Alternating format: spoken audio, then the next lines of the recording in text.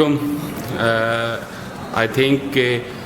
before starting my lecture, I had been told that we are going to discuss about the appeal, review and revision towards the criminal side. And now my brother has just introduced that I will also have to discuss the bail petitions as well as 22A and 22B with you. Already the previous lecture, I think, which you have just got before me, that was the lecture on the point of the trial, the criminal trial, and I will be mainly discussing with all you people with regard to the criminal trial, with regard to the criminal appeal, review and revision, and bail petitions, which my brother has just told me to introduce that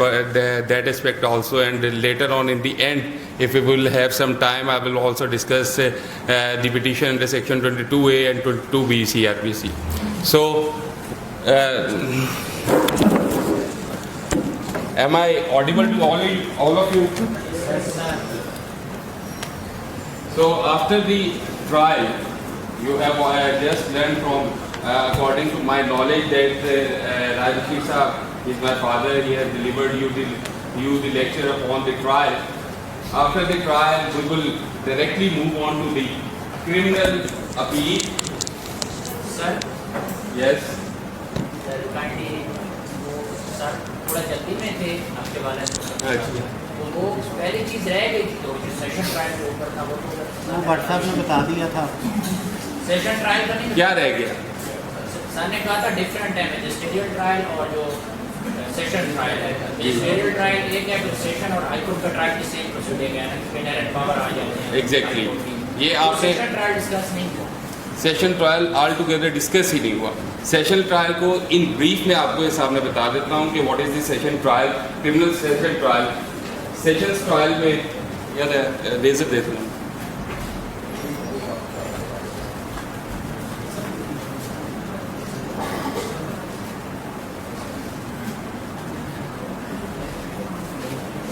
The procedure for the session trial has been mentioned in section 265 of CRPC.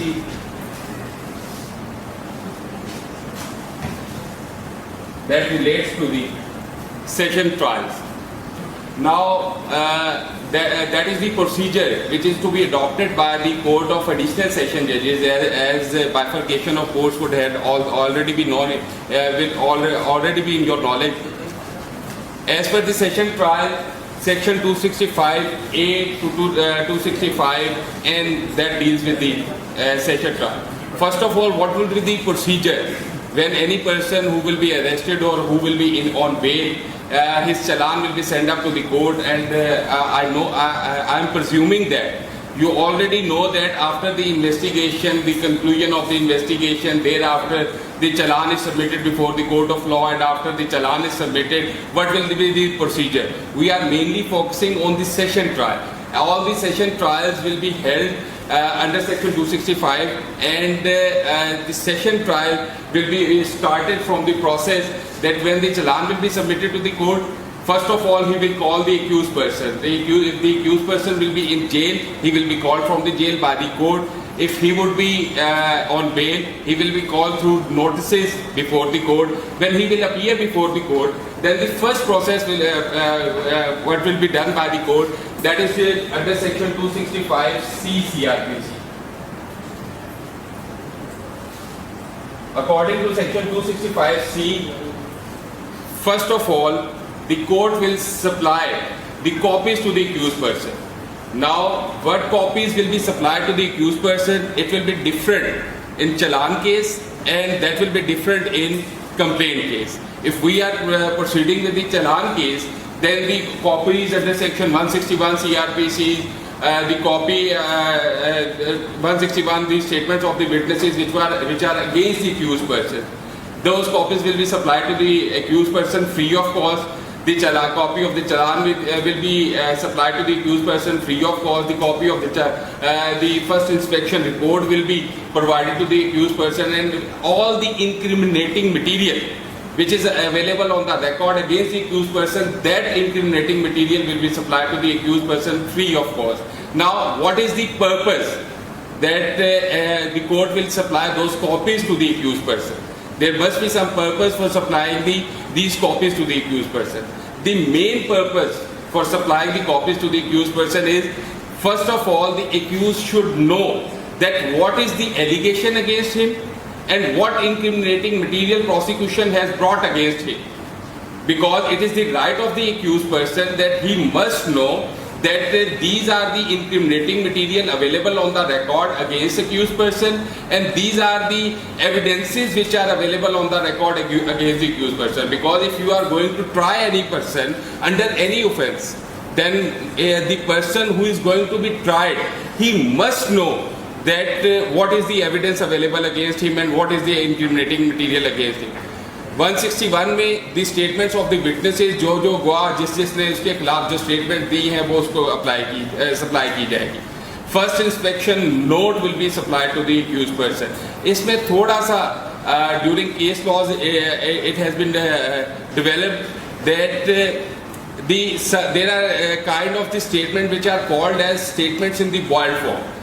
Initially, these statements are not provided to the accused person, but if the accused claim those statements, the statements in the boiled form, then those statements will also be provided to the accused person. Now, the statements in the boiled form, what does it mean? That means that during the investigation, if any investigating officer had recorded the statements of certain purpose, let's suppose he went to the place of occurrence, he recorded the statements of different person under 161, उसकी एक आ गई, उसके बाद वहाँ जो उसने बददरियाफ्त लिख के लिखा कि बददरियाफ्त फलाना गवाह, ये उसने ये कहा, बददरियाफ्त फलाना कहा, इनको ये कहते हैं कि although those are not the statements under section 161 CRPC whereby the statements of the witnesses are to be recorded, but these are the statements which are available in the boiled form, so that the accused should know that what is the incriminating material against him and what kind of evidences are available against him through which the prosecution is going to proceed against him. After supply of these copies and after this purpose, if the court finds कि ये evidences आ गई और जो evidence है, if that is deficient against the accused person, then instead of framing the charge against the accused person, the court at there and then under section 265D, the court can discharge that person. Because non-availability of evidence against the said person and insufficient incriminating material or insufficient evidence against the said accused person, the court will discharge that person that the evidence is lacking against you and incriminating material is not available against you. That is why you are being discharged from the case. Thereafter, if the court finds that there is a sufficient incriminating material available on the record, there is sufficient evidence is available on the record against the accused person, then the court will proceed to frame the charge against that person. Now, when the charge will be framed, that will also be framed under section 265 D CRPC. Under section 265 D CRPC, the charge will be framed, and the purpose of the charge is to let know the accused person that these are the allegations against you, and that is the prosecution case against you. According to the prosecution evidence and allegation against the accused person, that charge will be framed against the accused person. When the charge will be framed, then obviously the court will proceed in writing the evidence of the case. Meanwhile, I had already mentioned that there is a bit difference between the challan case and complaint case for suppliers of copies.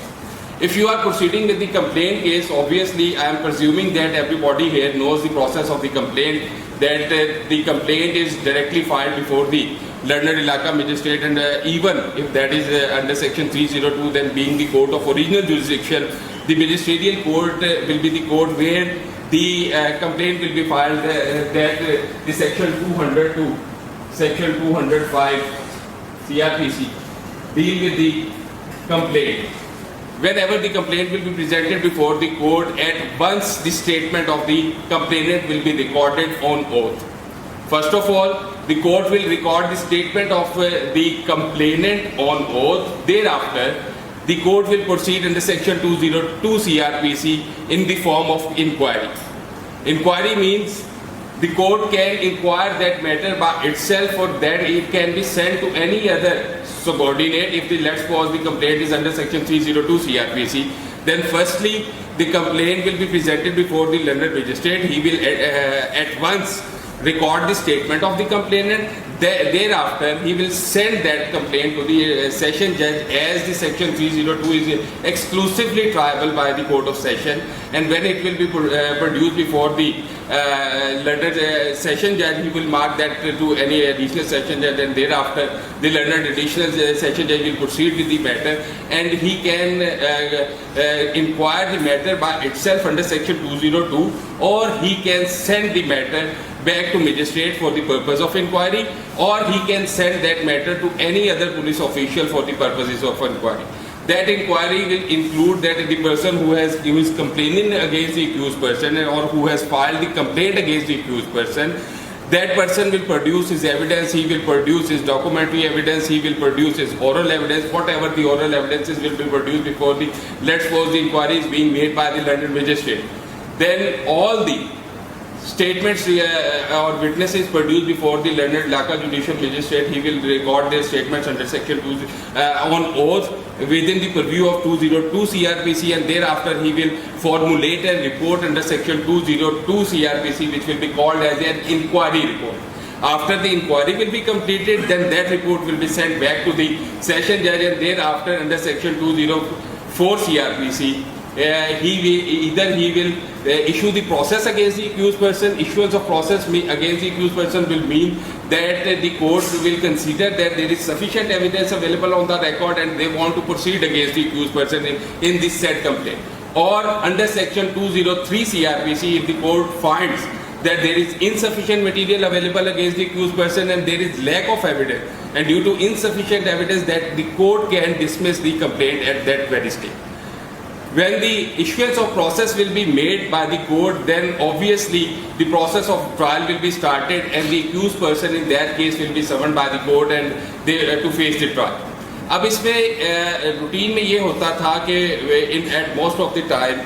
because I have also been told that I have also to give you some concept of the bail petitions. In that regard, whenever पहले ये process होता था कि whenever the complaint is admitted and issuance of process has been made against that person, then the accused person against whom the complaint has already been made,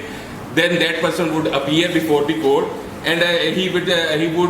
surrender himself before the court, and thereafter he will submit his surety before the court that I am ready to submit my surety to proceed with the trial, and I will face the trial, and this surety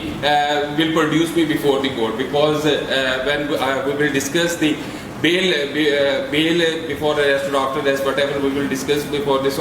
before you, then obviously we will come to know that what is the importance of the surety. Surety would be the person that the court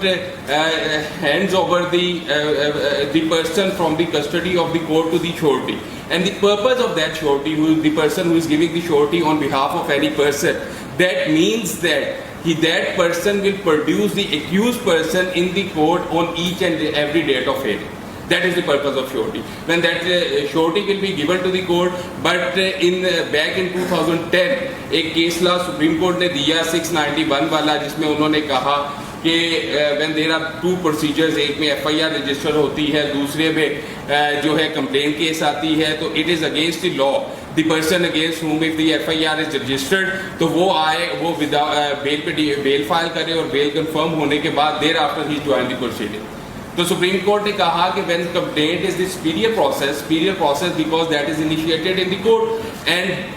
court directly take cognizance of the offence and directly proceed with the matter through inquiry or through whatsoever, and if that procedure is being done, तो inquiry करने के बाद issuance of process अगर किसी का हो, तो he must come to the court with the bail petition. Firstly, the bail should be granted to that person, thereafter he should appear before the court. एक लंबे अरसे तक ये प्रोसेस रहा कि इश्यूएंस ऑफ प्रोसेस में अगर किसी के खिलाफ कंप्लेंट आ गई तो वो प्रीवियस बेल में जाता था. प्रीवियस बेल में जाने के बाद उसके मेरिट्स और डीमेरिट्स डिस्कस होने के बाद कोर्ट उसके खिलाफ प्रोसीड करती थी कि either he should face the trial while keeping him behind the bar, or he should face the trial while keeping him out of the jail. लेकिन उसके बाद एक खोसा साहब ने 2019 सुप्रीम कोर्ट में एक जजमेंट दे दी जिसमें उन्होंने कहा कि 2000 पहले 16 में आई, उसके बाद 2009 में उन्होंने इंडोर्स की। उन्होंने कहा कि इस प्रोसेस को थोड़ा डिफरेंट कर लें। अगर if a person who has appeared after against whom the complaint was filed and after the complaint if he appears before the court without non-bailable warrants, then he directly appears when the issuance of process was made and he directly appears before the court, तो उसे bell करवाने की ज़रूरत नहीं है। वो directly आके वो पुराने प्रोसीजर के तहत आके सिंपल जो है वो आके मिचलके देने की श्योरिटी बॉन्ड्स देने के बाद he will appear before the court. अब उसके बाद जब कोर्ट ने किसी को बुला लिया, उसके खिलाफ इश्यूएंस ऑफ प्रोसेस कर दिया, इश्यूएंस ऑफ प्रोसेस करने के बाद the accused appear before the court with the bail petition और with submission of the bail bond in the court. अब सबमिशन ऑफ बेल बॉन्ड के बाद जब कोर्ट उसके साथ आगे नेक्स्ट प्रोसीड करेगी तो देन 265C में सबसे पहले उसे कॉपीज डिस्ट्रीब्यूट होंगे। अब उसे जो कॉपीज डिस्ट्रीब्यूट होनी है वो कौन सी होनी? उन कॉपीज में again the complainant of the complaint will provide the certified copies. The certified copies were not necessary in the challan case. Challan case में सिंपल 161 की स्टेटमेंट, सिंपल इंक्रिमिनेटिंग मटेरियल जो भी अवेलेबल है, उन्होंने 265C में एक list दे दी कि ये डॉक्यूमेंट्स आपको अप्लाई करने। अब कंप्लेंट केस में भी उन्होंने एक लिस्ट दे दी कि ये डॉक्यूमेंट्स आपको अप्लाई करने हैं। उसमें उन्होंने सर्टिफाइड कॉपीज जो उनकी स्टेटमेंट्स विटनेसेस की हुई before the court of law, that will be provided to the accused person free of cost along with the incriminating material which will be available on the record or any kind of evidence which will be available on the record in the complaint case that will be provided to the accused person. उनको उस सब की certified copies देने के बाद then the court will again proceed under section 265D for the framing of charge against that person or thereafter they will proceed further. यहाँ तक जहाँ पे उन्होंने चार्ज फ्रेम कर लिया, कॉपीज सप्लाई कर दी, चार्ज फ्रेम हो गया। चार्ज फ्रेम होने के बाद what will be the next process? The next process will be the production of evidence before the court. अब इसमें सेक्शन 265 बिफोर दैट एक इंपॉर्टेंट सेक्शन है 265E। अगर आपकी नज़र से कभी गुजरा हो तो 265E में that is the plea, that would be the plea of the accused. 265E में for the first time, क्योंकि अभी तक जितना प्रोसेस हुआ सारे प्रोसेस के अंदर up till framing of the charge court ने क्या किया कि प्रोसिक्यूशन ने क्या एविडेंस इकट्ठी की, क्या इंक्रिमिनेटिंग मटेरियल है, उसके मुताबिक 265D में the charge was framed against him. For the first time under section 265E the plea of the accused is to be considered. हमारे यहाँ आम रूटीन में जो एक प्रोसेस बन गया है, जो प्रोसेस है वो ये है कि 265E में 4 क्वेश्चंस पूछे जाते हैं। Otherwise I would disagree with that कि that should not be the procedure when you are asking about the plea of the accused person. तो 265E में यहाँ पे जनरल प्रोसीजर ये है कि the 4 questions are being asked from the accused person, जिसमें पूछते हैं have you heard and understood the charge which has been framed against you, do you plead guilty, will you produce any defense evidence? These are some kind of questions which are being asked under section 265E। इसका purpose हल हो गया। I personally feel कि वो मेरा एक personal गट है कि that is not the actual procedure of the plea because these 4 questions does not fulfill कि ये 4 क्वेश्चन पूछ के उसके प्ली वाला जो है ना चैप्टर क्लोज कर दिया जाए। उसके बाद 265F में आकर it is the duty of the prosecution, क्योंकि हमारे क्रिमिनल ट्रायल का एक जनरली रूल है कि every person will be presumed as innocent until he is proved guilty. उस रूल के मुताबिक it is always upon the prosecution in the complaint case, it is always upon the complainant party to prove the charge against the accused person. And when it is upon the prosecution to prove the charge against the accused person, then obviously the first right of production of evidence must have been given to the prosecution that what kind of evidence they want to produce against the accused person. In that regard, 265F में आकर it is stated that under section 265F में first of all the accused will, first of all the prosecution will produce its evidence. Now the question would have arisen in your mind that what evidence should be brought first and what evidence should be brought later on. क्या हमें proceed करने के लिए either we have to proceed with the complainant के पहले complainant की statement करवानी है, either we have to proceed with the formal witnesses जिन्हें हम कहते हैं कोई recovery के witnesses वगैरह हैं उसके साथ जाना है, या either हमें किस process से चलना है. उसके लिए 265F में it has been stated that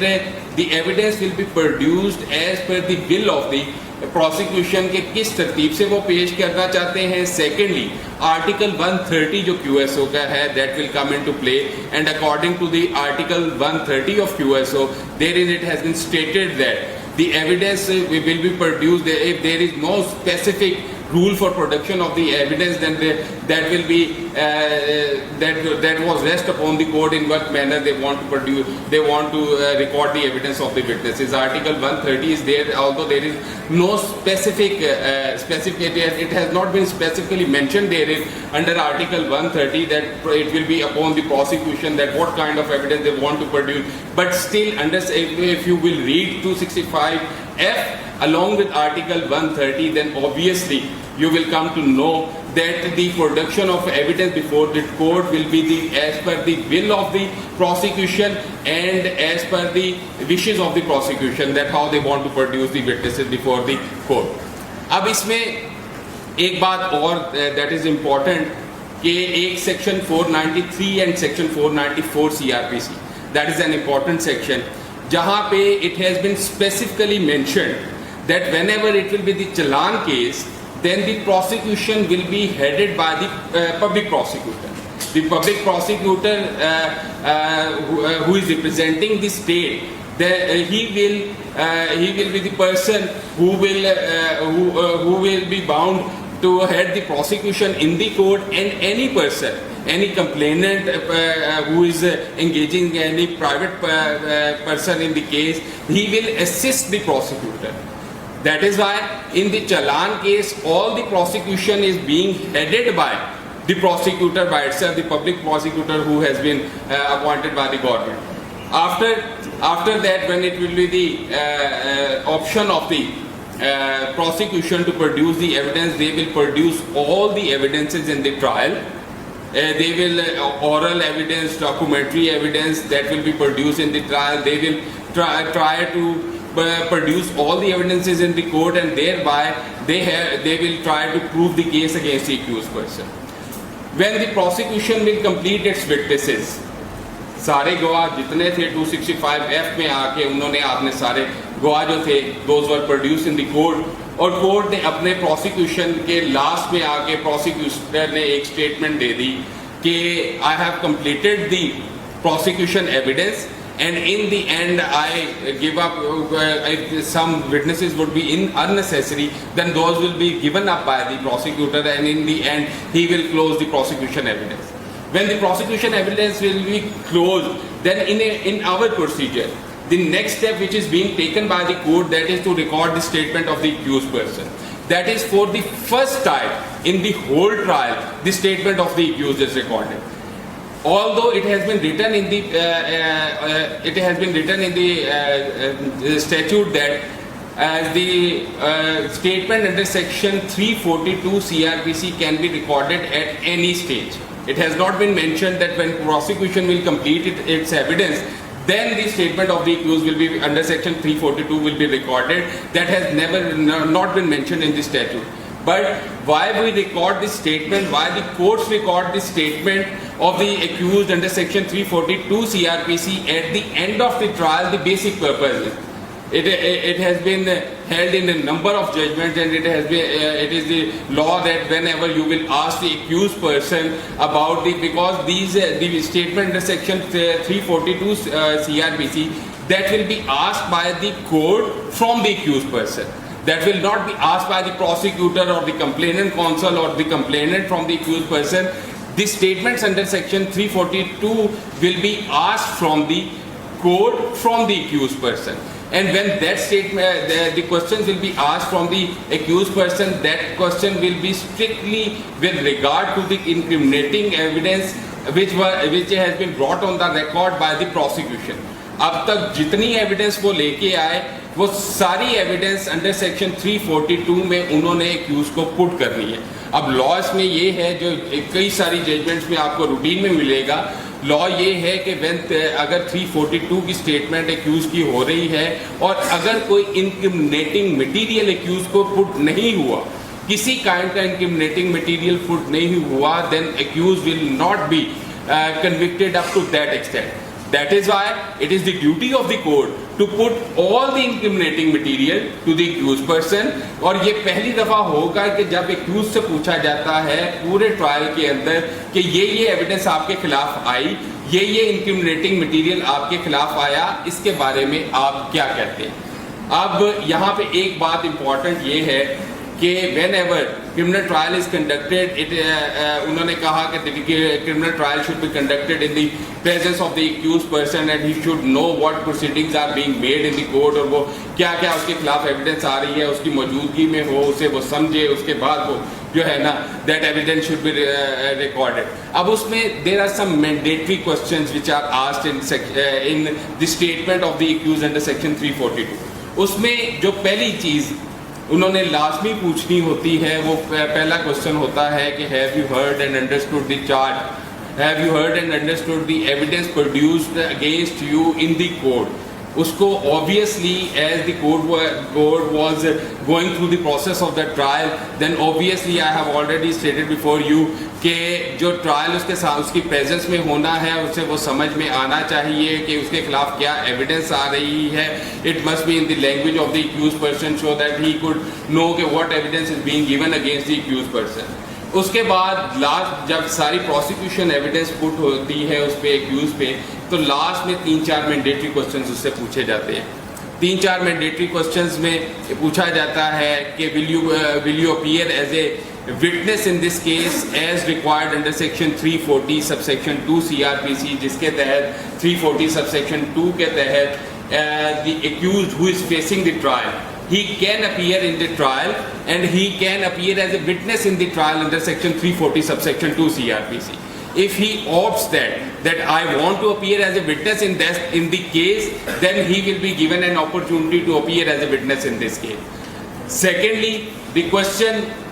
which is asked from the accused person that the defense whether you want to produce any defense evidence or not. Then if the accused opts, because I have already stated before you that it is always the duty of the prosecution to prove the charge against the accused person,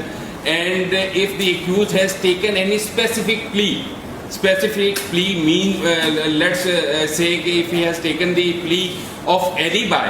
then obviously when he has taken a special plea with that regard, the burden to prove that plea will be shifted upon the accused person, and that burden when shifted upon the accused person, he will be duty bound to prove that plea. If that would had already been proved during the prosecution evidence, then maybe he will not appear, he will not produce any defense evidence in the case. But if he has taken this some plea and that is not being proved up till the statement under section 342 CRPC, then obviously the accused person will produce his defense plea कि let's suppose कि alibi की वो plea ले रहा है कि जब हुआ मैं वहाँ पर था ही नहीं, then he will lead the evidence with that regard. अब उसमें जाने से पहले एक क्वेश्चन जो स्पेसिफिकली और पूछा जाता है in the statement under section 342 CRPC along with the all the incriminating material and evidence against the accused person, that specific question is कि why the PWs means prosecution witnesses, why the prosecution witnesses have deposed against you. That is the question which is specifically asked from the accused person कि ये जो जितने गवाह पेश हुए trial में इन्होंने आपके खिलाफ क्यों दिया। और एक लास्ट में क्वेश्चन जो मैंडेटरी पूछा जाता है कि why this case against you, उसका एक्सक्लूसिवली जवाब उसने देना है। अब अल्टीमेटली ये जो 342 की स्टेटमेंट है, that statement will not be recorded on oath. अब तक ट्रायल के जितने प्रोसेस हुआ जिसमें एग्जामिनेशन इन चीफ आर्टिकल 130 मैंने आपको ऑलरेडी बता दिया, 131, 132, 133 में examination in chief, cross examination या re examination if that will be needed. अगर इस सारे प्रोसेस आने के बाद वो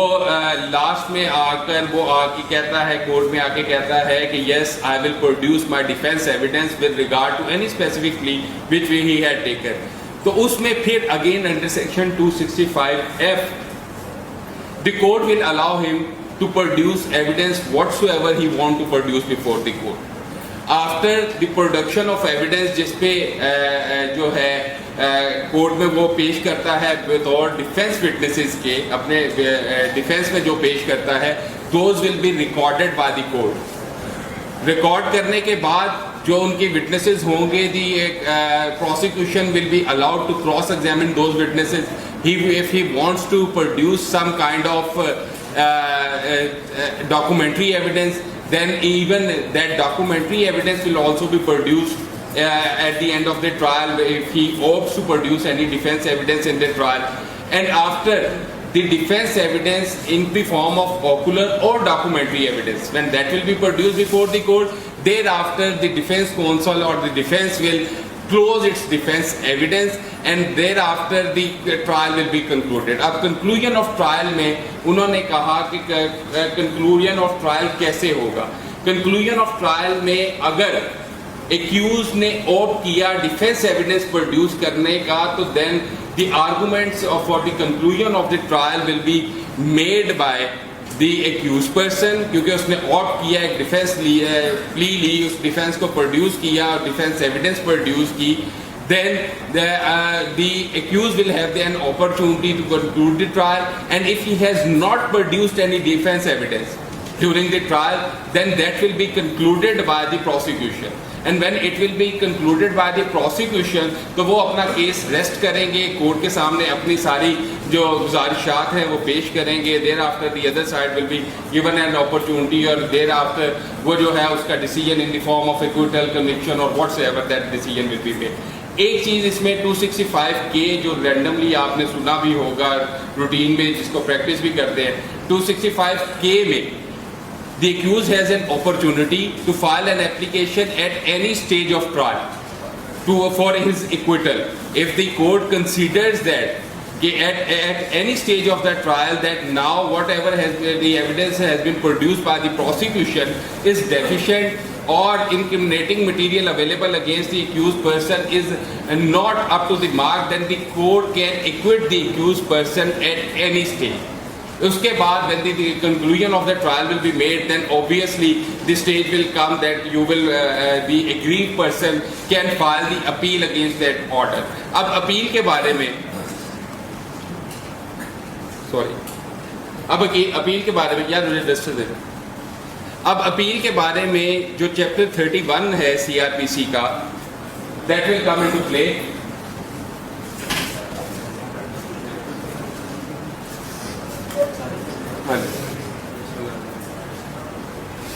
chapter 31 of CRPC that will come into play, जहाँ पे उन्होंने कहा कि appeal where the appeal will lie, और वहाँ पे उन्होंने सेक्शन 404 में स्पेसिफिकली लिख दिया the appeal in the cases will only lie where the appeal will be provided. अगर कहीं पर अपील प्रोवाइडेड नहीं है, you can not file the appeal. और सेकेंडली कई स्पेशल लॉज है, जैसे एंटी करप्शन का लॉ है। एंटी करप्शन के लॉ में आपके जो इंटरम ऑर्डर्स हैं उसके बारे में भी उन्होंने लिख दिया कि whenever there will be any interim order, तो वो interim order will be appealable. तो उसमें अपील स्पेसिफिकली प्रोवाइड कर दी, इसलिए स्पेशल लॉ में तो वहाँ पे अपील फाइल होगी। अदरवाइज 404 में उन्होंने कहा कि अपील जहाँ पे प्रोवाइडेड नहीं है वहाँ पे अपील फाइल नहीं हो सकती। अब अपील्स में अपील अगेंस्ट कन्विक्शन जो है वो, लेकिन before coming towards the appeal एक कंसेप्ट मुझे इन्होंने कहा कि क्रिमिनल साइड पे रिव्यू का क्या कंसेप्ट है। रिव्यू जो है under section 369 CRPC, the review is barred in criminal cases. Criminal cases में if the court has announced any judgment, then it cannot review its own judgment. Section 369 में specifically उन्होंने लिख दिया कि review is not available to the criminal courts. अब एक इसमें exception है, वो exception है Article 188 of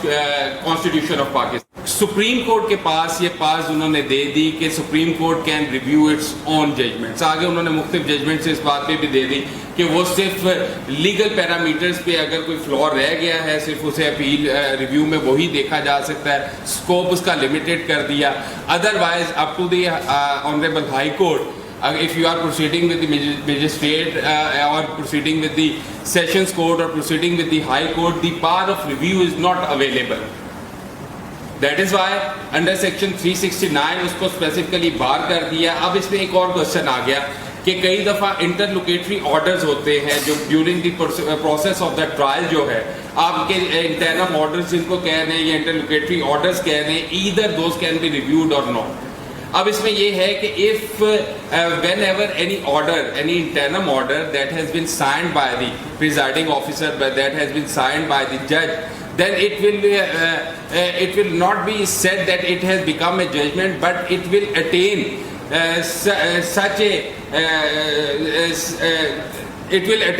such a respect that it cannot be reviewed in that sense. वो जो है 369 में उन्होंने उन ऑर्डर्स को भी बार कर दिया which was pronounced in the court and which was signed by the judge. Ultimately, in short, if I will submit before you that no criminal court can review its order or judgment, then that will be the in actual sense that any kind of order passed by any criminal court or judgment passed by any criminal court, that will not be reviewed. Now the question comes that if any person is convicted or acquitted by the court, what will be the next procedure? The next procedure will be the filing of appeal in the next forum. अब next forum के लिए उसके लिए एक concept आपको देखना, सोचना, समझना ज़रूरी होगा कि फर्स्ट ऑफ ऑल आपने मैजिस्ट्रियल ट्रायल का देखा, आपने ट्रायल बिफोर सेशंस का कुछ कंसेप्ट जो है वो आपके जेहन में आया। अब अपील किसकी कहाँ फाइल होगी? देयर आर टू फॉरम्स कि अगर आप लेट्स सपोज मैजिस्ट्रियल ट्रायल आपने फेस किया तो मैजिस्ट्रियल ट्रायल के कंक्लूजन के बाद कोर्ट्स ने उसके खिलाफ अगर आपने फाइल करनी है तो जनरल प्रिजम्पशन इज कि you will file an appeal before the sessions court, and if sessions court has convicted any person then you will file the appeal before the honorable high court. अब इसमें appeal against conviction को पहले अगर देखें तो appeal against conviction के लिए magisterial court में first of all you must know that what kinds of appeal could be filed before the sessions court, because under section 408 CRPC the appeal against conviction will be filed before the court of sessions. अब court of session के if you will go through the section 408 तो वहाँ पे इसके जाने से पहले आपको ये पता होना चाहिए कि कौन सी कोर्ट कितनी पनिशमेंट दे सकती है। वो उन्होंने एलेबोरेट कर लिया, जहाँ पे सेक्शन 30 में उन्होंने कहा कि मजिस्ट्रेट को स्पेशल एम्पावर कर दिया गया, और सेक्शन 30 में उन्होंने कहा कि there will be the special magistrate having powers कि जो ऑफेंसेस अदर देन डेथ है those can be tried by the special magistrate having the power under section 30 of CRPC। अब इसमें इम्पॉर्टेंट है कि यू मस्ट नो कि कौन सी court magistrate first class हो, मजिस्ट्रेट सेक्शन 30 हो, और जो एडिशनल सेशन जजेस या सेशंस कोर्ट है वो कौन सी सजा दे सकती है। First of all magistrate first class, ये पूरा वो जो चैप्टर है सेक्शन 30 से 31, 32, 33, 34 और उसके बाद 35 में आके उन्होंने कंकरेंट और कंसेक्टिव जो पनिशमेंट से उसका सारा कंसेप्ट दिया। उसमें उन्होंने कहा कि जो सबसे पहले कोर्ट ऑफ जो है मजिस्ट्रेट फर्स्ट क्लास है, he can pass the sentence up to 3 years। Thereafter, it was stated that magistrate having the powers under section 30, he can pass the sentence up to 7 years. उसके बाद उन्होंने section 35 में से explain किया कि the court can, if there are मुख्तलिफ heads, different heads against the accused person, allegation of different heads against the accused person. Let's suppose the allegation against the accused person was he trespassed into the house and thereafter he made the theft in the house. Then obviously the criminal trespassing and theft, these are the two different offences which were leveled against the accused person, and if the court wants to convict them then obviously he will convict the accused person for different offences, जहाँ पे वो trespassing के लिए अलहदा सजा देगी, theft के लिए अलहदा देगी। अब उस पर आगे क्वेश्चन अराइज हो जाएगा कि whether the sentence which will B pass by the court that will run concurrently or that will run consecutively. उसमें section 35 में that power has been given to the court, that court can give the sentence to the accused person concurrently or consecutively. Later on बहुत सारे case laws में 382B में आके और मुख्तलिफ जो हमारा लॉ यहाँ पे डेवलप हुआ, उन्होंने कहा कि कंसेक्टिवली देना जो है that would be against the norms and that will be against the law when every person is convicted for different offences then his sentences will go concurrently. अब बात ये है कि सेक्शन 30 का जो मजिस्ट्रेट है उसने दे दी 7 साल तक सजा। He has the power to give to sentence any person up to 7 year. और जो फर्स्ट क्लास मजिस्ट्रेट है he has the power to convict any person up to 3 years. अब 408 पे जहां पे आप जाएंगे तो 408 में उन्होंने लिखा कि any person who is convicted by the magisterial court, magistrate first class ने उसे कन्विक्ट किया तो मजिस्ट्रेरियल कोर्ट में अगर 3 साल उससे सजा है and that is not exceeding 4 years then the appeal will lie to the court of sessions. अब इसमें एक क्वेश्चन और राइज हो गया कि when section 30 magistrate has given punishment to any person और he has sentenced any person for 7 years, then obviously it has not been mentioned in section 408 के 7 साल की सजा उसे दी तो 7 साल की सजा में ये अपील कहाँ लाई करेगी। तो इसमें लीडिंग केस लॉ 1994 में फर्स्ट टाइम आया जिसमें उन्होंने कहा कि 7 साल तक की सजा की भी जितनी अपीलें हैं that will lie before the court of session. Now whatever punishment up to 3 years or 7 years which has been given by the magistrate, the appeal against said order will against said judgment will lie before the learned session judge. Secondly, the question arises that what kind of punishment can be given by the court of session. Then it was stated that any kind of punishment can be given by the court of session, including the death penalty, and if any court, any additional session judge or the session court will award any person with the death penalty, then that will be the subject to the confirmation from the High Court. अब उस confirmation के लिए उन्होंने है कि जब additional session judge ने किसी को death penalty they the, it will send a reference to the High Court and that reference will be heard by the 2 judges of the High Court जो उसकी confirmation को देखने के लिए कि the death penalty which has been given by the trial court is right or not, वो 2 judges जो हैं उसको reference को सुनते हैं और decide करते हैं। Ultimately ये जो रेफरेंस है दैट इज मैंडेटरी कि अगर एडिशनल सेशन जज ने किसी को कन्विक्ट किया then that reference will must be sent to the court to the Honorable Lahore High Court and the 2 judges of Honorable Lahore High Court will hear that reference. अब इसमें एक question arise होता है कि weather इसमें साथ उन्होंने दे दिया कि जहाँ पर टाइम पीरियड उन्होंने दे दिया जो कि क्रिमिनल लॉ में बहुत कम आपको लिमिटेशन मिलेगी। लेट्स सपोज कि आप अगर अपील की मैं बात कर रहा हूँ तो 2 जगह प्रोवाइड किया, अपील अगेंस्ट कन्विक्शन में और अपील अगेंस्ट एक्विटल में 2 जगह उन्होंने प्रोवाइड किया कि ये 2 जगह पर आप जो है अगर किसी को डेथ पेनल्टी ट्रायल कोर्ट ने दी है with in 7 days you will file the appeal before the high court. अगर किसी को other than death penalty convict किया तो उसको that can B असेल्ड before the high court with in 30 days। अब इसमें एक और बात आ गई कि if the accused was acquitted in the challan case, then in the challan case if the accused was acquitted then the other party, the prosecution or the complainant party, they can file the appeal against acquittal within 30 days, and if it was the complaint case they have the time period of 60 days. Otherwise हमारे यहाँ पर registration of FIR के लिए कोई hard and fast rule नहीं कि that must be registered in this time period. कोई hard and fast rule नहीं है कि revision should be filed within this stipulated time, लेकिन ये 2-3 जगह पर है जहां पर उन्होंने they have mentioned the specific time that appeal against conviction can be filed within this period and appeal against acquittal can be filed within this period. Now coming to words appeal against conviction, जो हमारी यहाँ पे honourable high court में आनी है, that appeal against conviction is under section 410 CRPC। जो orders के खिलाफ हमने यहाँ अपील फाइल करनी है, दैट इज अगेंस्ट 410 CRPC। अब during the pendency of the appeal against conviction और मीनवाइल यहाँ पर थोड़ा सा बेल के कंसेप्ट को देख लेते हैं, क्योंकि बेल इंडिपेंडेंटली जो है, इंडिपेंडेंटली बेल प्रोसेस जो है that is only up to the completion of the trial, that I have already stated before you that it is always the change of custody from the custody of the court to the custody of the surety, whether the accused should be kept behind the bar for the purpose of the trial, or he should be kept on bail for the purposes of the trial. If the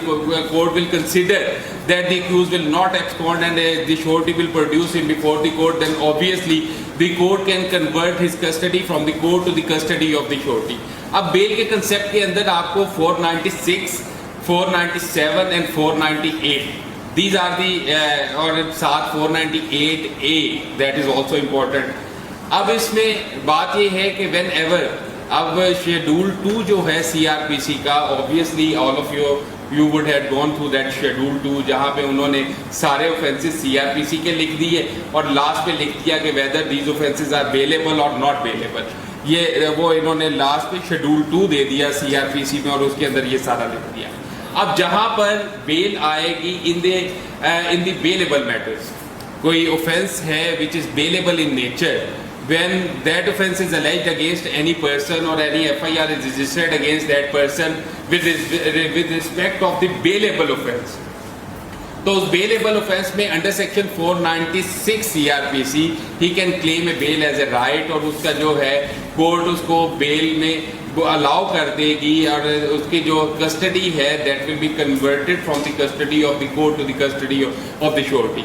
अब secondly ये है कि जो non bailable offences हैं, non bailable offences में section 497 CRPC में हम we are talking about the after arrest bail petition, that if after registration of a criminal case against any person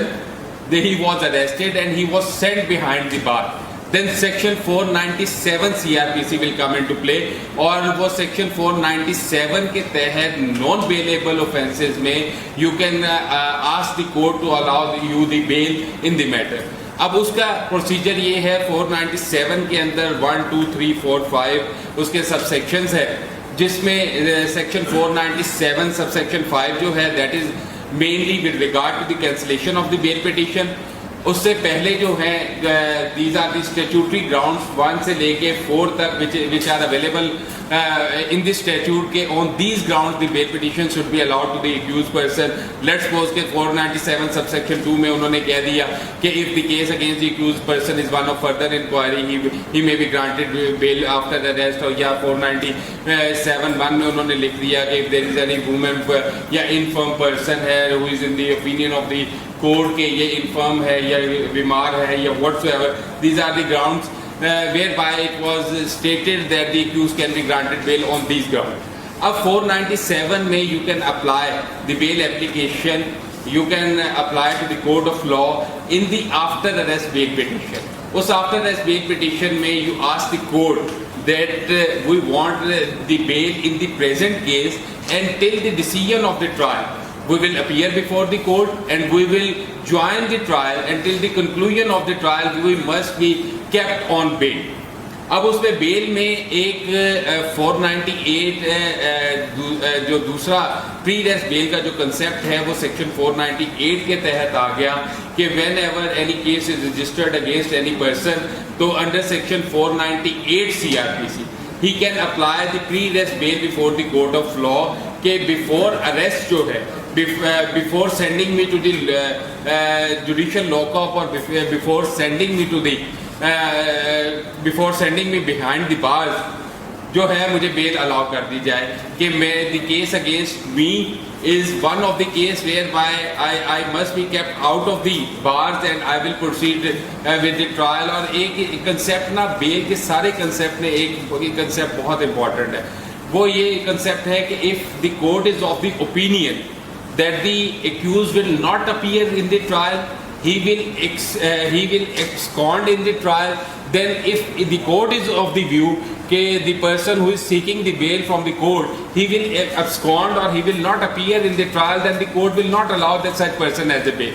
or such person on bail. Or agar if it is also in the mind of the court that the person who is seeking bail from the court of law, he will misuse the bail, then obviously the bail will also not be allowed to that person. अब 498 में आकर आप court से सीख करते हो कि 498 में मुझे इसमें प्री रेस्ट बेल दी जाए. I will appear in the trial, the case against me is the one whereby I should be, क्योंकि वो ग्राउंड्स जो अगर आप प्री रेस्ट बेल या आफ्टर रेस्ट बेल की स्टैट्यूटरी के अलावा चलेंगे तो that is a lengthy process. In short ये है कि प्री रेस्ट बेल में आप आके कहते हैं कि मुझे अरेस्ट किए बगैर मुझे बेल दे दे, मैं ट्रायल में पेश होऊंगा, मैं केस की प्रोसीडिंग्स में पेश होऊंगा. I will not misuse the bail, I will not temper the prosecution evidence, I will not abscond from the case. 498A मैंने specifically कहा कि that has also has its own importance due to the fact कि 498A में उन्होंने लिख दिया कि a person cannot be granted bail, a person cannot seek his bail in a pre-arrest situation if the accused is not before the court.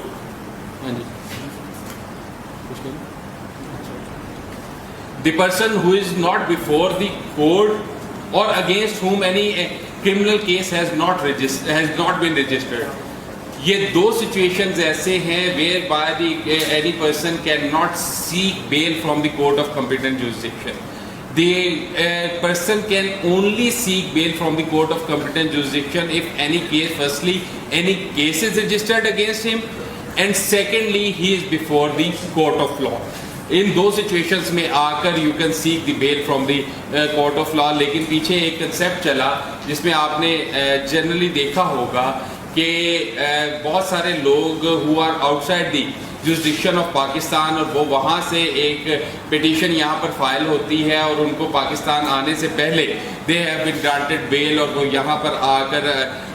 जब यहाँ पर पहुँचते हैं तो उसके बाद आकर दोबारा यहाँ पर बेल सीख करके तो प्रोसीडिंग ज्वाइन कर लेते हैं, लेकिन वो कोर्ट के सामने नहीं होते. Even then how the bail can be granted to them. उसमें जो केस लॉज इसमें स्पेसिफिकली जो इस्लामाबाद हाई कोर्ट का पहले आया, फिर लाहौर हाई कोर्ट ने इसको इंडोर्स किया, उसमें उन्होंने कहा कि the petition can not be filed under section 498 क्योंकि 498A बार करता है कि the person is not before the court, that is why he can not seek pre arrest bell.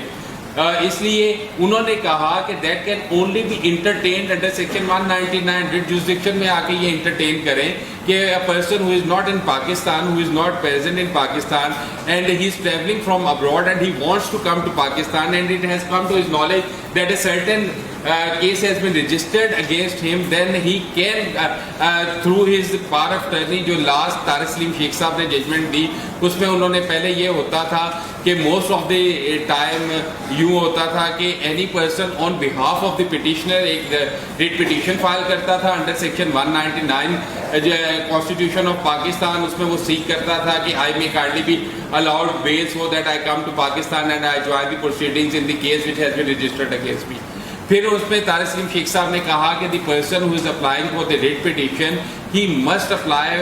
और बाय हिमसेल्फ. उसके लिए तरीकाकार उन्होंने कहा कि फॉरेन ऑफिस से वो he will send a power of attorney which will be attested by the foreign office and thereafter he will file the writ petition. और उस रिट पिटीशन में आकर वो अपनी प्रोटेक्टिव बेल जो है वो सीक करेगा कि I will come to the Pakistan और यहाँ पे जो मेरे खिलाफ केस है उसमें मैं आके ज्वाइन करना चाहता हूँ और उसमें प्रोसीडिंग्स ज्वाइन करना चाहता हूँ. अब ये 3-4 किस्म की बेल इन बेलेबल ऑफेंसेस हो गया, bail in non bailable offences हो गया, बेल प्री रेस्ट बेल का कंसेप्ट आ गया. तीसरा, if the person is not available here then he can apply for the protective bail, जिसको प्रोटेक्टिव बेल भी कहते हैं, ट्रांजिट बेल भी कहते हैं. कि लेट्स सपोज कि एक बंदा है उसके खिलाफ he is present in Lahore, उसके खिलाफ जाकर कहीं इस्लामाबाद में कोई FIR दर्ज हो जाती है तो he can again come to the court of law कि मुझे वहाँ तक पहुँचने के लिए प्रोटेक्शन दी जाए और प्रोटेक्टिव बेल की फॉर्म में मुझे जो है ये बेल अलाउ की जाए so that I can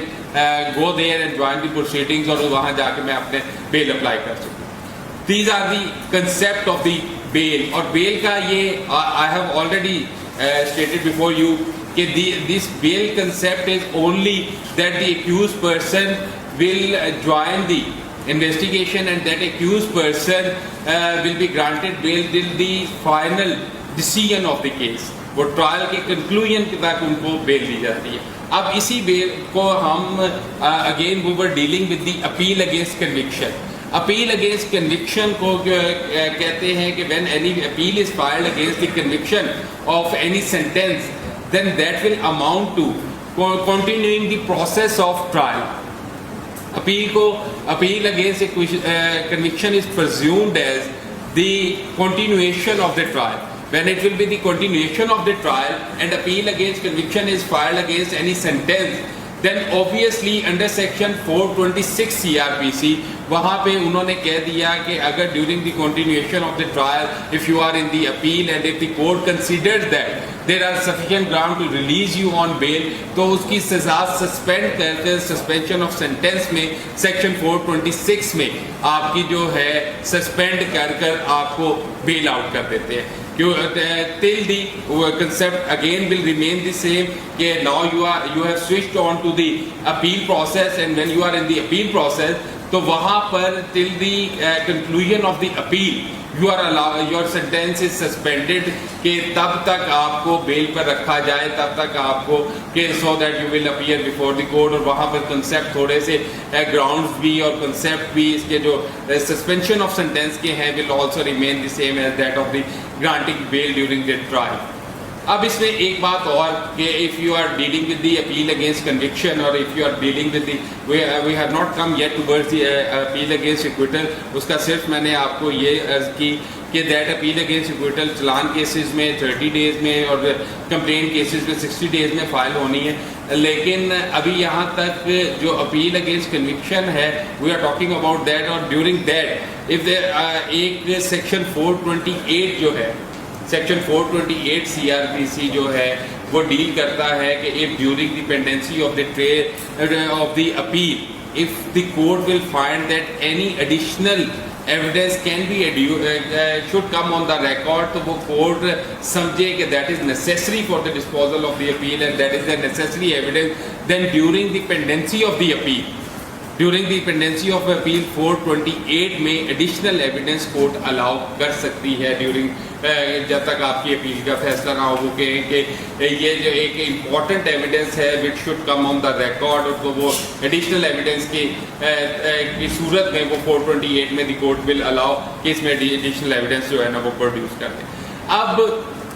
I can not elaborate before you कि ये अपील अगेंस्ट कन्विक्शंस की ग्राउंड्स क्या क्या होती हैं क्योंकि अगर if you are going on the क्योंकि मल्टीपल ग्राउंड्स हैं उसमें इक्विटल की और है उसमें अगर आप एक कंसेप्ट मिटिगेशन का आ जाएगा वो और कंसेप्ट है क्योंकि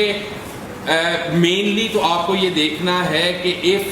the prosecution has not proved this case beyond any shadow of doubt against the accused person because it was I have already stated that it was the duty of the prosecution कि जिन्होंने आपके खिलाफ case prove करना है अगर उनके prosecution case में prosecution evidence में अगर there are some doubts in the prosecution case तो अब वो डाउट्स क्या क्या हो सकते हैं that can not be elaborated before you क्योंकि वो एविडेंस के हिसाब से that will be a lengthy process. In short आप ये समझ लें कि whenever there will be the doubts in the prosecution case there will be the doubts in the prosecution evidence then on the basis of that doubts the person will be acquitted from that charge.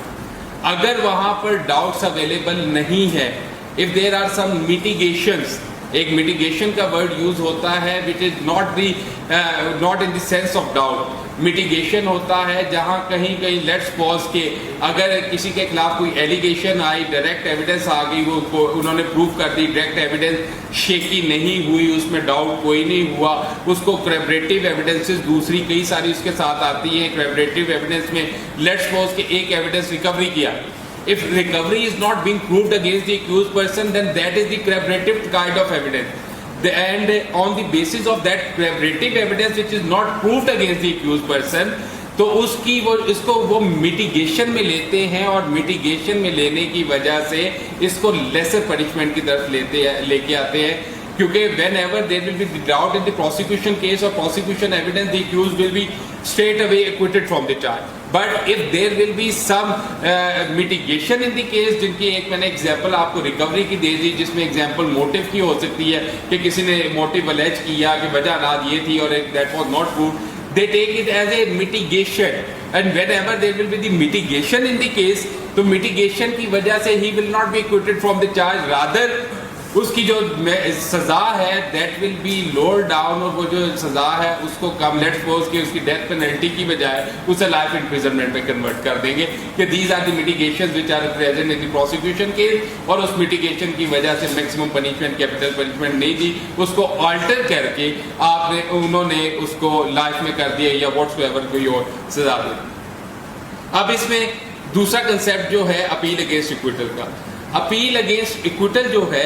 that appeal against acquittal can directly be filed before the honorable Lahore High Court law. Mostly कई दफ़ा देखने में, process में देखने में ये आया कि कई दफ़ा, अभी मैं रिवीजन के कंसेप्ट पे जाऊंगा तो वो आपको ज़्यादा एलेबरेट कर दूंगा, लेकिन इन शॉर्ट ये है कि सेक्शन 435 से शुरू होकर चैप्टर 32 जो है 439A तक जो रिवीजन जो है इसमें कोर्ट ऑफ सेशन में, और रिवीजन जो है वो हाई कोर्ट में 439 में, 439A में, 435 जो है, ये सारे जो है रिवीजन के जो सेक्शंस हैं, वहाँ पे उन्होंने ये लिखा 439 में कि whenever the revision will be filed against any judgment, तो वो रिवीजन में the court can not convert the acquittal into conviction. अब when the court cannot convert the acquittal into conviction under the revisional process, then the process of appeal against acquittal is available. मैंने routine में process में आपको ये कहा कि mostly time ये देखा गया कि magisterial court was the trial court, trial court ने एक बंदा बरी कर दिया, तो instead of filing the appeal against acquittal in the honourable Lahore high court Lahore, they filed the revision petition against that judgment. अब 404 को दोबारा अगर आप जेहन में लाएं तो आई स्टेटेड बिफोर यू कि 404 में उन्होंने स्पेसिफिकली कह दिया कि अपील जहां जहां पे स्पेसिफिकली मेंशन है वहीं पर ही फाइल हो सकती है, उसके अलावा फाइल नहीं हो सकती। अब वो अपील अगेंस्ट कन्विक्शन हो, अपील अगेंस्ट एक्विटल हो, दैट कैन बी फाइल के 417 में उन्होंने कह दिया कि 417 में if any person is acquitted by the trial court then the appeal against said acquittal will lie before the honourable Lahore high court Lahore. अब अपील अगेंस्ट एक्विटल जो है that is the most difficult process. Criminal law practice में सबसे difficult जो चीज़ जो face करने में, practical life में जो फेस करने में आती है, that is appeal against acquittal. Appeal against acquittal सबसे डिफिकल्ट क्यों है? इस वजह से कि presumption, double presumption of innocence accused के साथ अटैच हो जाती है। डबल प्रिजम्पशन ऑफ इनोसेंस कैसे अटैच होती है कि एक इनोसेंस जो एक्यूज जो है वो क्लेम कर रहा होता है कि I am innocent in this case, secondly by acquitting that person by the trial court, वो दूसरा उसकी मोहर ट्रायल कोर्ट ने उसे इक्विट करके लगा दी, meaning thereby the double presumption of innocence will be attached to the accused person. अब डबल प्रिजम्पशन ऑफ इनोसेंस को तोड़ने के लिए उतना ही डिफिकल्ट होगा कि जब कोर्ट ऑफ कॉम्पिटेंट जुरिसडिक्शन ने कह दिया कि इसके खिलाफ जो है केस डाउटफुल है या बेनिफिट ऑफ डाउट पे उसे या अदर सर्कमस्टांसेस में if he was acquitted from the charge, तो उसके साथ ये कोर्ट ऑफ लॉ ने उस पर मोहर लगा दी कि ही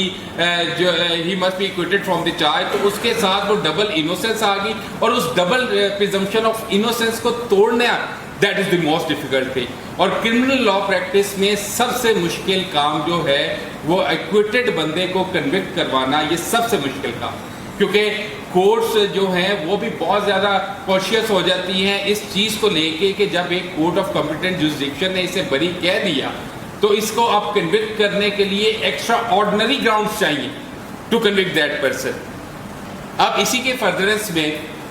जो अपील अगेंस्ट इक्विटल है, अपील अगेंस्ट, अब ये प्रोसेस मैंने आपको थोड़ा सा बताया कि जब मर्डर रेफरेंस जाएगा, जब सेशन कोर्ट अगर किसी बंदे को डेथ पेनल्टी से कन्विक्ट करती है तो उसकी appeal will lie before the honourable Lahore high court Lahore, और उसके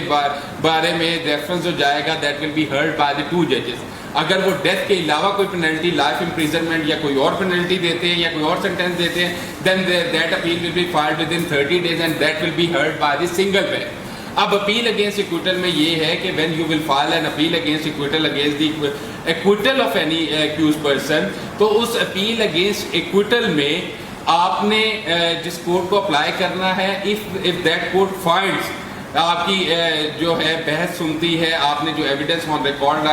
लगाई उससे एक प्रिज्यूम ये कोर्ट करती है कि नहीं there are sufficient ground that the accused should have been convicted by the trial court, तो उसमें एडमिट करके जब वो नोटिस करते हैं दैट केस बिकम नोटिस होने के बाद that will be sent to the division bench. आगे वो एक रेफरी वाला कंसेप्ट जो है अपील्स के अंदर है कि आगे मर्डर रेफरेंस में या अदरवाइज भी जब दो जजेस के पास जाता है तो वो दोनों जजेस अगर किसी बात पे डिस्प्यूट हो, क्योंकि लेट्स सपोज एक जज कहता है इसे बरी होना चाहिए, दूसरा कहता है नहीं सजा होना चाहिए, तो वो एक तीसरा जज एज ए रेफरी अपॉइंट करके एज ए रेफरी अपॉइंट होता है and the matter is referred to the third जज और वो उसे डिसाइड करता है कि इसे क्या करना चाहिए। अब अपील अगेंस्ट एक्विटल में एडमिट होकर नोटिस हो गया, नोटिस होने के बाद matter is referred to the two जजेस of the honourable Lahore high court Lahore, और जब वो दोनों जजेस उसको सुनेंगे ultimately thereafter they will decide the fate of that case कि either the sentence of acquittal should remain in field या इसको कन्विक्ट कर देना चाहिए। क्योंकि सिंगल जज जो है जिसके पास अपील गई, जिसने एडमिट नोटिस किया, वो सिंगल जज जो है that he can not convert the he cannot convert the acquittal into conviction by his single order that will be referred to the division bench। अब इसमें एक कंसेप्ट और आ जाता है, आपके पास एक कंसेप्ट आ गया कि एक बंदा who was tried by the trial court, उसको कोर्ट ने सजा दे दी, आपने उसके खिलाफ अपील कर दी। अब अपील करने के बाद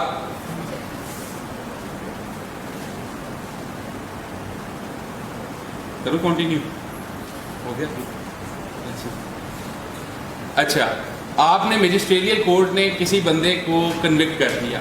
कन्विक्ट करने के बाद आपने उसकी अपील फाइल कर दी बिफोर द सेशंस कोर्ट। अब सेशंस कोर्ट में अगेंस्ट कन्विक्शन अपील आ गई, कन्विक्शन की अपील कोर्ट ने डिसाइड कर दी in whatsoever manner. Let's suppose कि कोर्ट ने कहा कि मजिस्ट्रेरियल कोर्ट ने जो सजा दी that was the right sentence, और अपील लेट्स सपोज डिसमिस कर दी। अपील डिसमिस करने के बाद हमारे पूरे सीआरपीसी में जिस तरह सिविल में कंसेप्ट होता है सेकंड अपील का, थर्ड अपील का,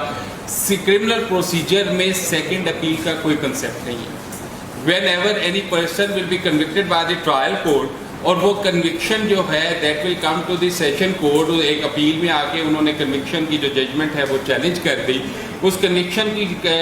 जजमेंट को चैलेंज करने के बाद अपील डिसाइड हो गई, वो मेंटेन रह गई, then the next process will be कि क्योंकि हम सेकंड अपील फाइल नहीं कर सकते, दोबारा अपील में नहीं जा सकते, देन ऑब्वियसली हम उसके खिलाफ रिवीजन पिटीशन में आएंगे बिफोर द हाई, उसको रिवीजन में उस जजमेंट को या उस ऑर्डर को हम चैलेंज करेंगे बिफोर द हाई कोर्ट, क्योंकि अपील के खिलाफ अपील लाई नहीं करती एक्सेप्ट इन द सर्कमस्टांसेस कि जहां पे अपील अगेंस्ट कन्विक्शन आई, अपील अगेंस्ट कन्विक्शन आने के बाद कोर्ट ने बंदा बरी कर दिया, एक्विट कर दिया, एक्विटल के खिलाफ आप अपील अगेंस्ट एक्विटल में आ सकते हैं। लेकिन अगर आपने कोर्ट ने उसकी वो लेट्स सपोज मेंटेन कर दी, मेंटेन करने के बाद आप उसको रिवीजन में चैलेंज करोगे और revisional court high court will come into play as a revisional court, और वहाँ पे उसकी जो कन्विक्शन जो है in the revision that will be challenge, और वो रिवीजन जो है ना कोर्ट उसे लेगी। अब जहाँ पर अपील लाई नहीं करती, जहाँ पर जुडिशियल ऑर्डर्स हैं, जहाँ पर अपील्स नहीं अवेलेबल, वहाँ पे क्या प्रोसेस ऑफ लॉ, जहाँ पर अपील लाई नहीं करती और जुडिशियल ऑर्डर्स अवेलेबल हैं, तो that will can only be assailed through revision petition. जहाँ पे जितने भी जो जुडिशियल ऑर्डर्स हैं, जहाँ जुडिशियल प्रोसीडिंग्स हो रही हैं, जुडिशियल ऑर्डर किसी कोर्ट ने पास किया, उसके खिलाफ जहाँ पे अपील स्पेसिफाइड नहीं है कि इसके खिलाफ अपील नहीं लाई कर सकती, then you can only file the revision petition in that case. Let's suppose के इंटरम ऑर्डर्स के खिलाफ आप जो है रिवीजन फाइल कर सकते हो because appeal is not provided over their orders in a judicial sense, क्योंकि कोर्ट एग्जेक्टिव और एडमिनिस्ट्रेटिव भी ऑर्डर्स को पास करती है, और when it will be presume that any order which has been passed by the court of law that is an administrative order, then the writ petition will be filed against that executive or administrative order. But if there will be any order which will be judicial in nature, then against any judicial order the revision will be filed. अब revision जो है that is also filed on the higher forum, जैसे appeal जो थी वो higher forum में आई, revision higher forum में आई, review का जो कंसेप्ट था वो मैंने आपको बता दिया, ऑल टुगेदर 369 में वो रिव्यू हो नहीं सकता। अब रिवीजन में जब आप आएंगे, अब एक कंसेप्ट इसमें और ज़रा समझ लीजिएगा कि लेट्स सपोज एक ट्रायल कोर्ट है, ट्रायल कोर्ट ने एक बंदे को कन्विक्ट कर दिया, ट्रायल कोर्ट ने एक जुर्म की सज़ा थी 7 साल, मजिस्ट्रेरियल कोर्ट ने उसे सज़ा दे दी 3 साल। 3 साल सज़ा देने के बाद उसके खिलाफ जो एक्यूज था he filed appeal against the said judgment, वो आ गया सेशन में, उसने अपील फाइल कर दी। अब कंप्लेनेंट पार्टी या prosecution is of the mind कि the conviction which has been awarded to the accused person that is not up to the mark, he must have been convicted for 7 years, इसे 3 साल देना गलत है, and they wanted to enhance the punishment of the accused person, and if they want to enhance the punishment of the accused person, तो obviously हमारे पास appeals जो available है, जो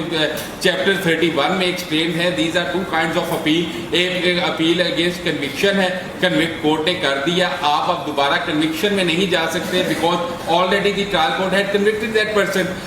You cannot file appeal against acquittal because the accused was not acquitted from the charge। उसे ये नहीं कहा कि इसे बरी कर दिया, उसे सजा दी लेकिन सजा कम दी, जो अकॉर्डिंग टू द प्रोसिक्यूशन या according to the complainant who wants to assail that order, उन्होंने कहा कि सजा कोर्ट ने दे दी लेकिन सजा कम दे दी, तो उसके खिलाफ आप you will file the revision petition against the said judgment और order that you have awarded the punishment but that punishment is not up to the mark, you must enhance the punishment of the accused person। अब वो enhancement के लिए you will file the revision petition, और उस revision petition, क्योंकि मैंने already आपको बताया कि रिवीजन में उन्होंने कहा कि जो जजमेंट जो है एक्विटल की that can not be converted into conviction, लेकिन it has not been mentioned therein कि अगर इन्हांस आप करवाना चाहते हैं then the only remedy which will be available with you that to file the revision petition, कि ठीक है कोर्ट ने इसे कन्विक्ट कर दिया लेकिन कन्विक्शन पूरी नहीं दी, इस वजह से to enhance the sentence of the accused person you will file the revision petition in that case, कि इसकी जो आपने सजा दे दी वो कम दे दी, अब इसको इनहांस करने के लिए वो इनहांसमेंट में आप जाए। अब एक चीज़ जो इम्पोर्टेंट फिर रह जाती है वो ये है कि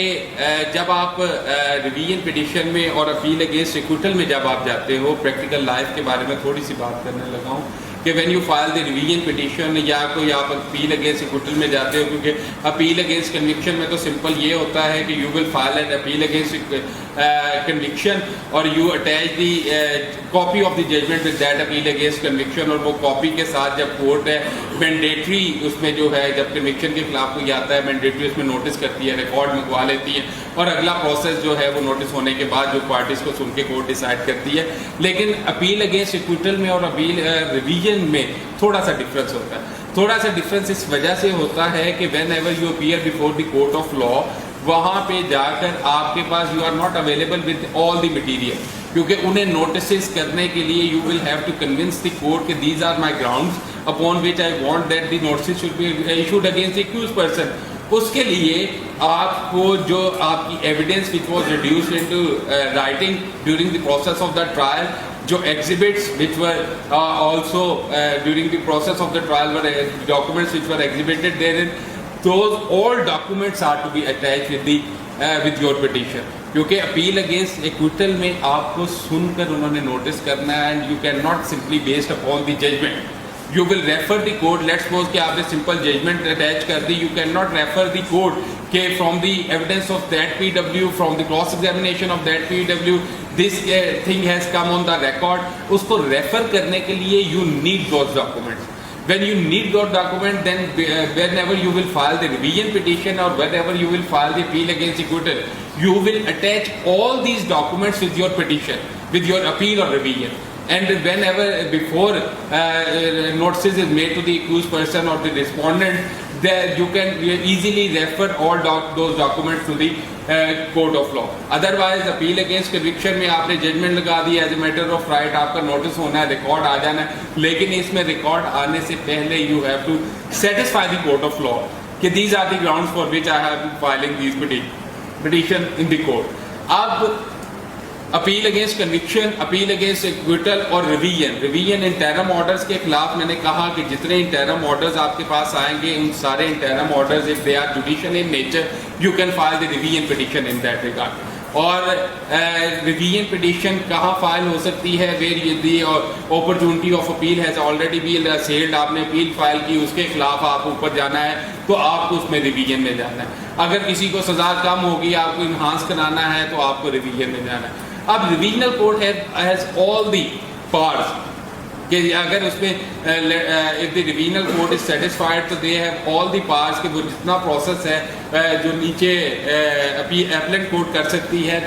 इट कैन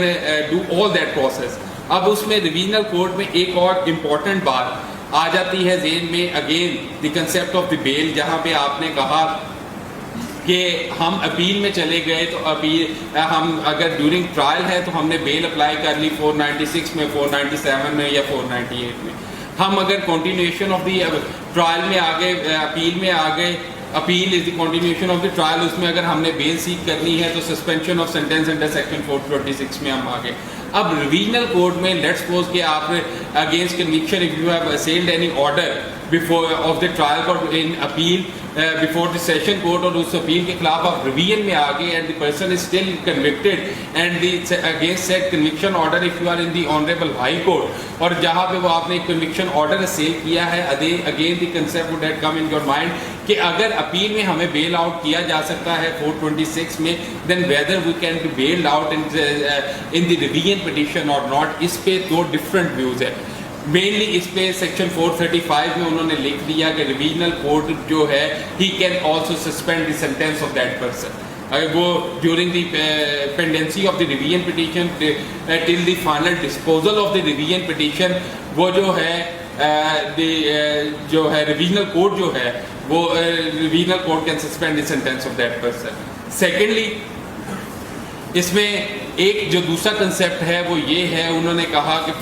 एक judgment I think that is pertaining to year 2010 जो लाहौर हाई कोर्ट में एक जजमेंट उन्होंने दी, उसमें उन्होंने कहा कि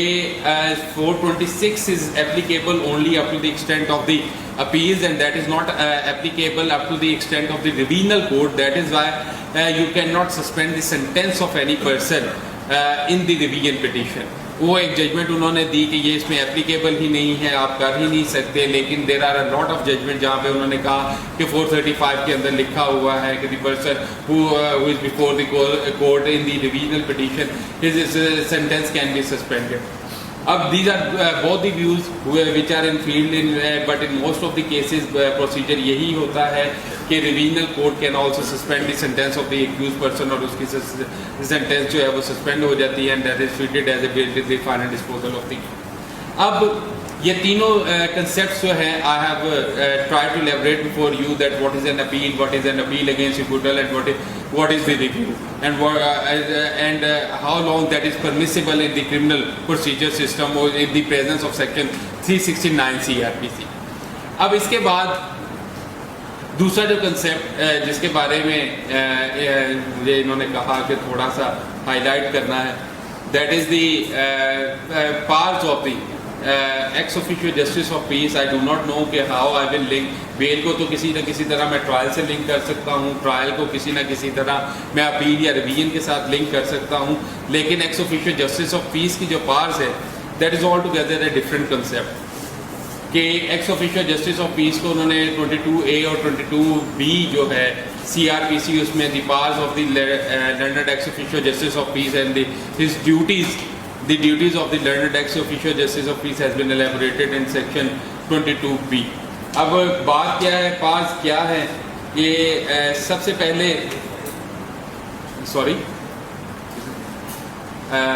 पहले आया कंसेप्ट कि ex officio justice of piece होता क्या है। X officio justice of piece is a person who is specially empowered by the government कि वो जो है जो एडमिनिस्ट्रेटिव जितने मामलात हैं, एडमिनिस्ट्रेटिव मामलात में जो पुलिस से रिलेटेड जितने इश्यूज़ हैं उस इश्यूज़ में ही can pass a direction. It is not necessary कि ex officio justice of peace जो है वो कोर्ट ऑफ लॉ ही हो। बहुत सारी जगहों पे x officio justice of peace जो है वो कोर्ट नहीं होती। इवन इफ आई रिमाइंड्स या जो मैं सुना है या मैं I have not read it anywhere, मैंने ये सुना है कि सिंध में बहुत सारे ex officio justice of peace की power other than court special persons को दी गई कि आप जो हैं ये ex officio justice of peace की पावर्स जो है वो यूज़ कर सकते हैं। हमारे यहाँ पंजाब में x officio justice of peace की जो पावर्स है 22 या 22B में वो दे दी उन्होंने कोर्ट ऑफ लॉ को, एंड एडिशनल सेशन जजेस have been appointed as the learned ex officio justice of peace, और 22 से 22B की सारी पावर्स उन्हें दे दी। फर्स्टली इसमें 2007 में सुप्रीम कोर्ट में, if I remind clearly, 2007 supreme court 539 की एक जजमेंट आई, क्योंकि पहले ये होता था कि when any person goes to the police station for the registration of the FIR, तो वो रजिस्ट्रेशन ऑफ FIR के लिए he goes to the police station, वहाँ पे जाके he presents his application for the registration of the FIR, और अगर वो FIR रजिस्टर नहीं करता था तो डायरेक्टली है, क्योंकि जहाँ कोई और रेमेडी अवेलेबल नहीं वहाँ पे वो रिट पिटीशन में ऑनरेबल हाई कोर्ट में आ जाता था। इसके साथ बहुत सारी पिटीशन जो थी अंडर आर्टिकल 199 वो हाई कोर्ट में फाइल होनी शुरू हो गई for the registration of the FIR। वो सारी इकट्ठी होकर सेल हुई ऑनरेबल सुप्रीम कोर्ट ने। ऑनरेबल सुप्रीम कोर्ट ने ये 539 वाली जो जजमेंट मैंने आपको बताई, इस जजमेंट के तहत उन सारों को इन ए सिंगल स्ट्रोक उन्होंने डिसाइड कर दिया from plain reading of the FIR if any cognizable offence is made out, तो वो 22A में जाकर उसे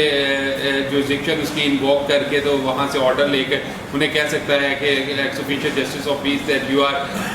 bound by the law and according to the provision of law you are duty bound to register the criminal case. इसमें 1, 2, 3 में उसमें उन्होंने कहा कि जो है if any person for the transfer of any investigation, तो उसमें भी powers of learned ex officio justice of piece है। लेकिन बाद में जब स्पेशल एक्ट आ गया 2018 का, जिसमें उन्होंने कहा कि इन्वेस्टिगेशन और चेंज ऑफ इन्वेस्टिगेशन और उसका इन्वेस्टिगेशन का पुलिस ऑर्डर का एक्ट 2018 में एक्ट आगे पहले ऑर्डर था 2002 का, उसके अंदर एक स्पेशल प्रोसीजर उन्होंने रख दिया कि if you want to change the investigation of any case तो उसका ये सारा प्रोसीजर होगा। अब एक्ट में आके उन्होंने 18(6) में सारा प्रोसीजर दे दिया कि that is the procedure according to the section 18 sub section 6 के ये प्रोसीजर है जिसके तहत आप चेंज ऑफ इन्वेस्टिगेशन में जा सकते हैं। उसके बाद learned ex officio justice of peace जो है वो डायरेक्टली चेंज ऑफ इन्वेस्टिगेशन का ऑर्डर नहीं कर सकता, क्योंकि special law is there and special law always prevails over the general law.